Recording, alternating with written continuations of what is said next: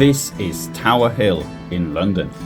On the 28th of July 1540 there were two executions at this site. One was of the 37-year-old Walter Hungerford, 1st Baron Hungerford of Heytesbury, who had been convicted under the Buggery Act 1533, which was quite ironic given that the other person who was to be executed on that day was the person who had steered the Buggery Act through Parliament. This was Thomas Cromwell. Thomas Cromwell was the fixer of King Henry VIII.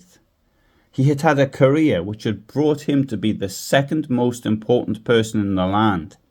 He'd not only steered the Buggery Act through Parliament, but it was he who had steered the divorce of Queen Catherine of Aragon and the getting rid of, through execution, of Queen Anne Boleyn, as well as the forced closure of the monasteries, thus gifting the king with their wealth. And possibly most importantly of all for most people, it was he who brought about the Reformation so that the Pope was no longer the head of the church.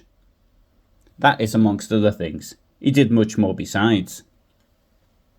Thomas Cromwell lost the favour of the king when he botched the king's fourth marriage by not finding someone attractive enough, and the nobles around the king saw their chance to get rid of him. He wasn't their equal after all. He was born of a lowly rank. He was condemned to death by something called an attainder, which passed Parliament on the 29th of June 1540.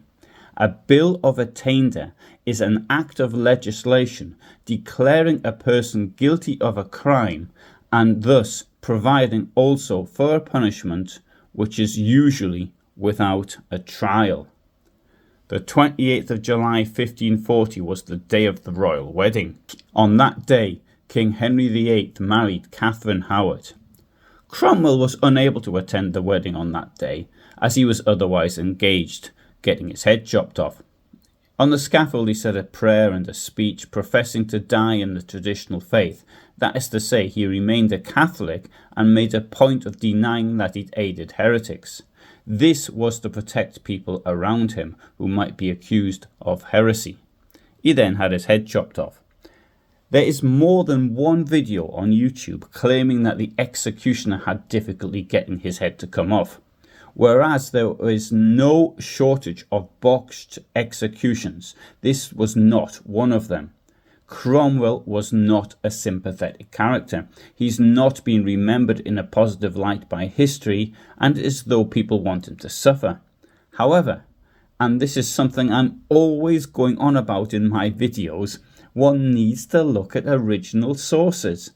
It's a pity that those who did the other videos didn't bother.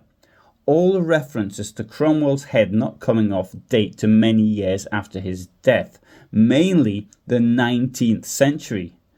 I appreciate that a video entitled The Horrendous Suffering of Thomas Cromwell, who was brutally hacked to death by a vicious butcher, all in capital letters of course, might get people's attention, but it's not history, it's fiction.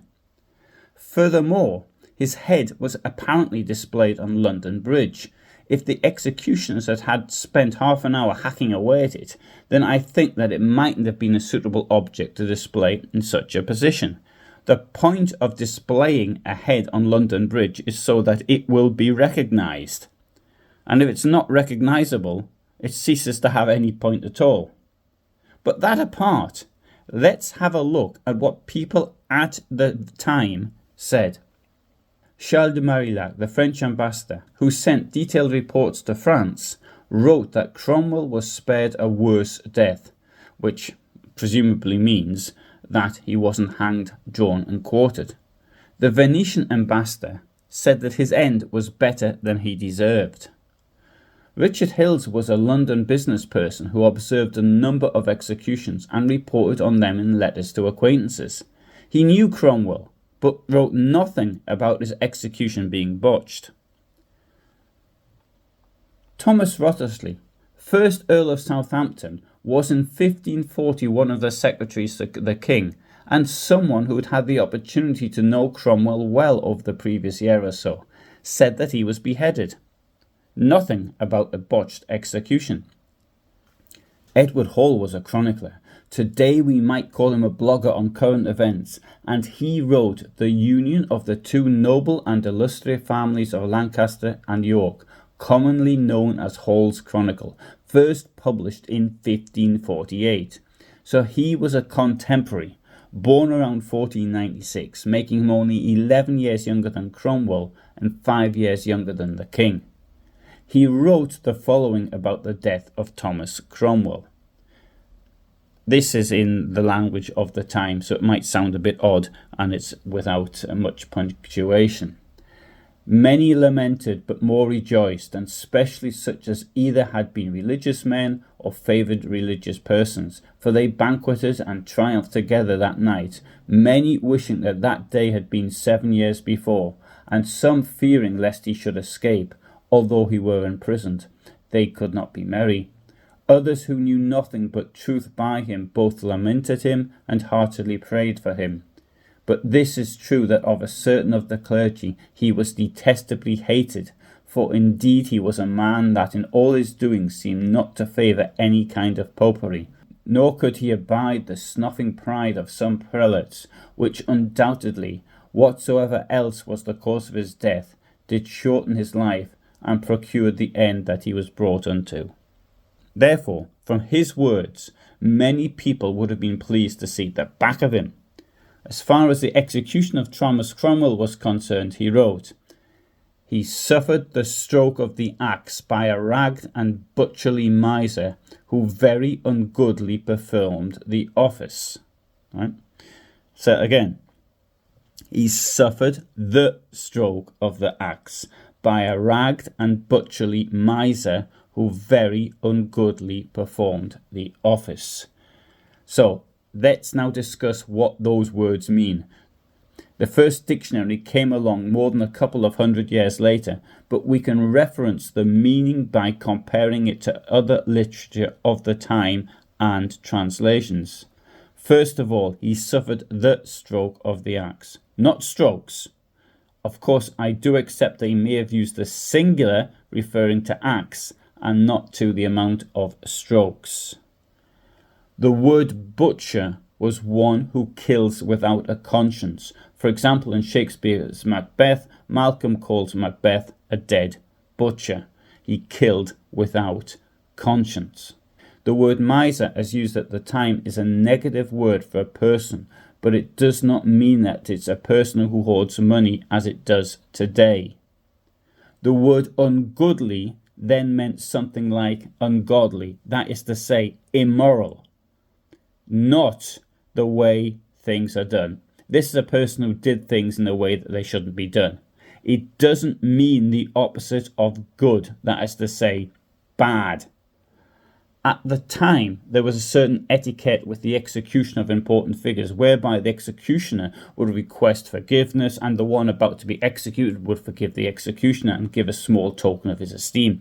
Cromwell was not at all popular, so the executioner may not have treated him with respect and professionalism, possibly a bit like the way that Saddam Hussein was executed. He may have said a few words to humiliate him. He may have pushed him or not treated him as someone befitting his rank, formerly the second most important person in the kingdom. So if I could put Hall's words in a more modern English, the executioner was an unfeeling so-and-so who did the job in an unprofessional manner. It needs to be remembered that executioners did have a day job, and I've discussed this in other videos. I make videos which are above all on the subject of the Third Reich. I came to the subject of botched executions through videos I produced on the use of the axe as a form of execution in Prussia and later in the Third Reich. The idea of the botched execution is very much part of English and then British history. A botched execution is an execution where the suffering of the person is dragged out unnecessarily. There are a number of examples. For example, it took 11 blows of the axe in 1541, only 1 year later, to chop the head off Margaret Pole, Countess of Salisbury. The execution of Mary Queen of Scots in 1587 took 3 attempts. executioner Jack Ketch made a really bad job of killing William Russell, Lord Russell, in 1683, and James Scott, 1st Duke of Monmouth, in 1685.